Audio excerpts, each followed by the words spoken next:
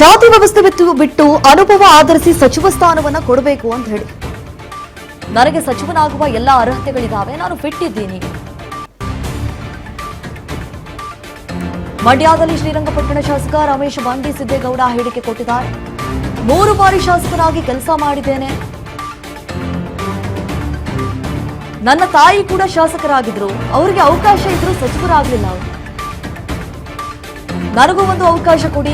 ಸತತವಾಗಿ 40 ವರ್ಷಗಳಿಂದ ರಾಜಕಾರಣ ಮಾಡಿದ್ದೇನೆ. ಸಚಿವ ಸ್ಥಾನದ ಬೇಡಿಕೆ ಹೈಕಮಾಂಡ್ ನಾಯಕರು ಏನ್ ಹೇಳ್ತಾರೆ ಇದಕ್ಕೆ? ಒಂದು ಬಾರಿ ಅಟ್ಲೀಸ್ಟ್ ಅವಕಾಶವನ್ನ ಮಾಡಿಕೊಡ್ಬೇಕು ಅನ್ನುವಂತ ಆಸೆ ಅವರದ್ದು.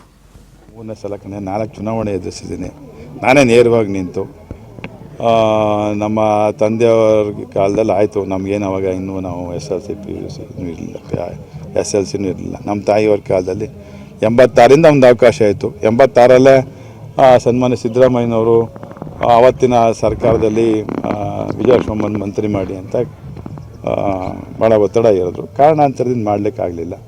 94ರಲ್ಲಿ ಇದೇ ರೀತಿ ಘಟನೆಗಳು ನಡೆದು ಆಗಲೂ ಸಹ ನಮ್ಮ ತಾಯಿಯವ್ರನ್ನ ಸಮಾಧಾನ ಮಾಡ್ತಕ್ಕಂಥ ಕೆಲಸ ಆಯಿತು. ನಾವು 2004ರಲ್ಲಿ ಗೆದ್ದಾಗ ಇನ್ನು ಆಗೇ ಬಿಟ್ಟರು ಅನ್ನುವಂಥದ್ದೆಲ್ಲ ಇನ್ನೇನು ಗವರ್ನರ್ ಮನೆಗೆ ಹೋಗುವ ಸಂದರ್ಭದಲ್ಲಿ ಸಮಾಧಾನ ಮಾಡಿದ್ರು.